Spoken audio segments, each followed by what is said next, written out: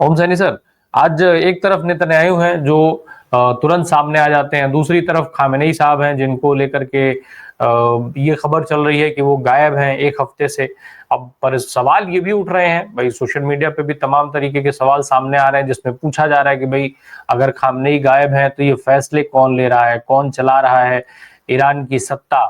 तो ये कितना अहम है ये ईरान के दृष्टिकोण से अगर हम देखें?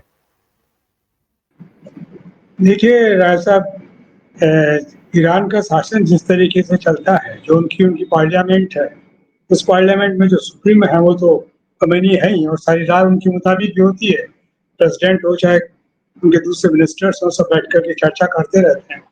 लेकिन ये जो आप बता रहे हैं, ये एक जिस तरीके का आर्टिकल छपा, शायद टाइम्स में छपा है, आप न्यूयॉर्क से पब्लिश होने वाले उसके अंदर, तो उसको लेकर के एक ख्याल बन रहा है। लेकिन इसका मतलब ये नहीं है कि गायब है तो कहाँ है, और क्योंकि वो अगर सुप्रीम लीडर ही नहीं होगा तो उसके बाद में तो जितनी भी आपको उत्साह की और इस फतह की जो एक लहर वहां पर चल रही है, और जिसका एहसास हो रहा है, और जिसके दबदबे से ट्रंप ने भी नाटो के उसके अंदर बोल ही दिया, कहा कि लड़ाई तो कुछ ऐसी थी कि जैसे हिरोशिमा नागासाकी पे बम डाला है, उस तरीके का सीन था।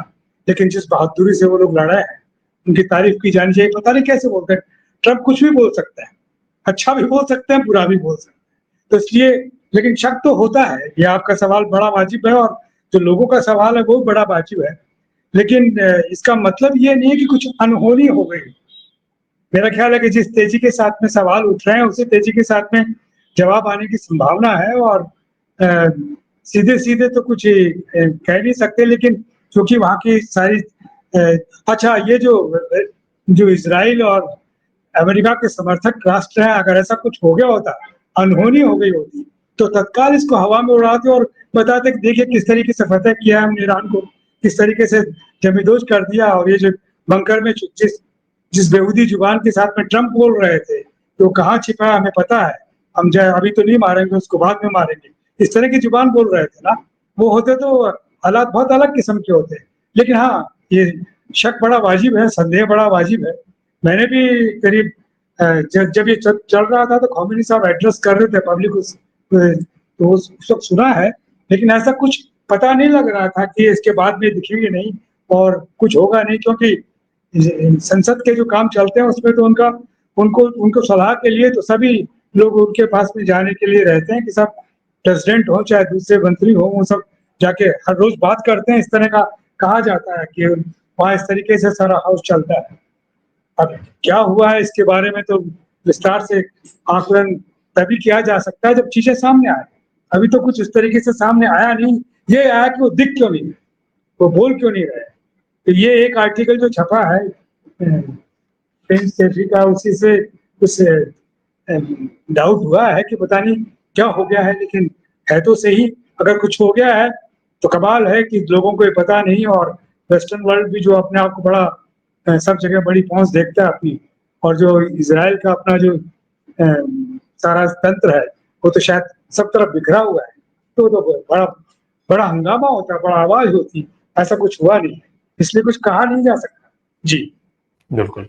एक और जो चीज़ इस युद्ध के बाद जिस तरीके के हालात बन रहे थे, उसमें बार-बार जब सीज़ फायर हो गया और ये सारी चीज़ें हुई, सीज़ फायर के में जिस तरीके की शर्तें ट्रंप साहब ने घोषित की, उन शर्तों से इतर ईरान ने सीज़ फायर का जो समय दिया गया था, उसके आखिरी क्षण तक मिसाइलें दागी। आखिरी 1 घंटे में उसने 3 मिसाइलें दागी।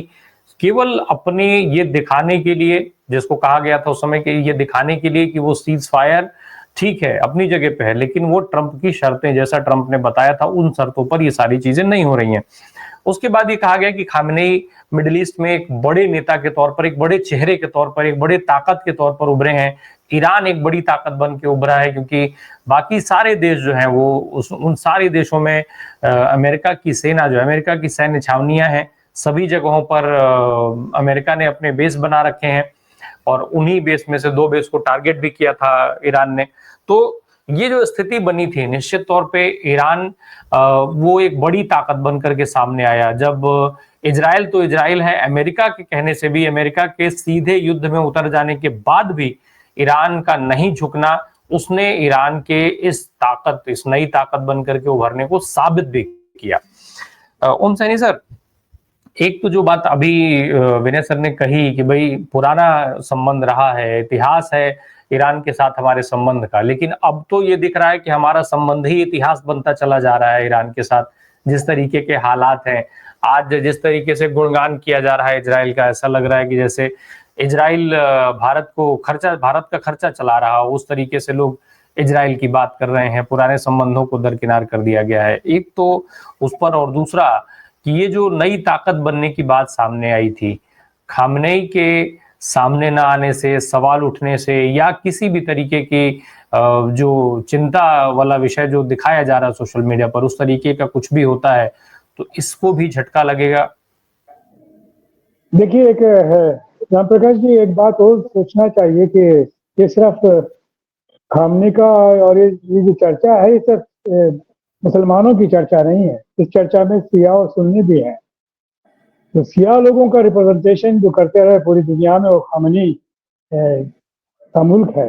वो लोग हैं जो कि अली को मानने वाले लोगों में से है, और उसकी जो इंटरप्रिटेशन है उसको एक्सेप्ट करने वाले लोगों में से है। सुन्नी उसको नहीं एक्सेप्ट करते। तो जितने भी घिरे हुए जो अमेरिका के जितने टट्टू लोग हैं, जिनके माध्यम से सारे खाड़ी देशों में अपना दबदबा वो पैदा करता रहा है, या धंधा उनका तेल का करता रहा है, वो सुन्नी है सारे के सारे शेख जितने भी, कतर हो, ये सारे ओमान हो, जितने भी हैं, यही एक मुल्क था। और इससे निपटने के लिए इराक खड़ा हुआ था एक जमाने में कि सब सुन्नी और शिया के मामले में तो इराक सुन्नी था और ये ईरान जो है वो शिया था। तो उसपे भी आपने देखा 10 बरस तक वो लड़ते रहे, अपने लड़ाई को लेकर के चलते रहे, शिया सुन्नी को लेकर के। लेकिन जब सद्दाम हुसैन चले गए तो उसके बाद में तो ईरान ही एक मात्र मुल्क ऐसा है जो अपने आप में सारा मुस्लिम जमात को इकट्ठा कर सकता है और एक कर सकता है। और वो मौका मिला इजराइल की और अमेरिका की जो अभी ऐसी शैतानियत देखने को मिली इंटरनेशनल पॉलिटिक्स में, उसको देख करके ईरान के मसले पे जिस तरीके से दुनिया का सारा जो इस्लाम को मानने वाले लोग हैं, चाहे वो शिया हो चाहे सुन्नी हो, वो बिल्कुल एकजुट हो गए। और मुझे तो लग ये रहा है कि चूंकि अभी वो रमजान जो वो वाला मुहर्रम वाला वो सिलसिला शायद आ रहा है, जिसमें कि वो अली को लेकर के जो खासतौर से वो जो मातम मनाते हैं, वो अभी 2-4 दिन में या तो स्टार्ट हो गया या स्टार्ट होने वाला है। तो इस वक्त सारे लोग उसमें डूबे रहते हैं। हमारे यहाँ ही हम लोग लखनऊ में जिस तरीके से हमारे वो बता भी रहे थे, और लखनऊ में जिस तरीके से शिया जो है और शिया और सुन्नियों के जो विवाद होते हैं और उसमें जो मारकाट मस्ती है, वो इस बार वैसा सिलसिला नहीं है, तो दुनिया में ही नहीं। तो ऐसी स्थिति में अगर ये होता कुछ, ये खोमेनी साहब को कुछ हो गया, तो एक बचाव के लिए और एक समझ के साथ में कि अगर कुछ हो जाता है तो ये ईरान नेतृत्व विहीन ना हो जाए, इसलिए तो 3 लोगों के नाम उन्होंने दिए थे कि मेरे बाद में लोग देखेंगे। इसलिए नहीं दिए थे कि मैं अब जा ही रहा हूँ और अब ये सारा सब कुछ संभालने का सिलसिला है, ऐसा नहीं है। तो मैं समझता हूँ कि ये इसको इस निगाह से भी देखना चाहिए कि ईरान इस वक्त मुस्लिम जमात को एकजुट करने वाली एक ऐसी ताकत है, और वो हमारे माफिक नहीं है। हमारा जो शासन है वो बहुत अलग किस्म का दिख रहा है। हमारा शासक तो खुद ही विश्व गुरु बनने की बात कहता है और पूरी दुनिया में हिंदुत्व को किसी तरीके से स्थापित करने की बात कहता है, और उसके लिए मोदी साहब जैसे अमेरिका में जाके और ट्रंप साहब से मुलाकात करते रहे, उनके साथ में जो अलग बात है कि उनके सारा सिराजा बिखर गया और अब चीजें बदल रही हैं। लेकिन हम इतनी आसानी से उधर जा नहीं सकते ईरान की तरफ, क्योंकि ईरान की तरफ जाते हैं तो फिर इतना जो 155 देशों में हमारे प्रधानमंत्री घूमे हैं और अपने किस्म से लोगों को, राष्ट्र अध्यक्षों को अपने साथ में जोड़ने के काम कर रहे थे, वो काम हुआ नहीं। और ये सारा अब वापस बनाना बहुत मुश्किल काम है, तो उसमें वक्त लगेगा। इसलिए हमारा रोल कुछ है नहीं। हमारा रोल तो अगर पंडित नेहरू होते या इंदिरा गांधी होती तो तटस्थ राष्ट्रों की जो नीति हुआ करते थे, जिसके माध्यम से ये सारा मामला दबाया जा सकता था, एक तरफ किया जा सकता था। ये ईरान और इजराइल और इनका जो झगड़ा आप देख रहे हैं, ये भी संभव नहीं था अगर ठीक ऐसे लोग होते जो कि पंडित नेहरू को या या या हमारे इंदिरा जी को रिप्रेजेंट कर रहे होते, ये तटस्थ राष्ट्रों का अपना एक सिलसिला होता और हम लोग अर्थपूर्ण होते, तो हम अर्थहीन हैं इस वक्त। हमारी हैसियत उस तरीके की नहीं है कि हम कहें कि ऐसा कर लो, जैसे ट्रम्प साहब फरमाते हैं आजकल, वैसे हमारी हैसियत नहीं है। तो ऐसी स्थिति में हम खामोशी के अलावा कुछ कर नहीं सकते। जी।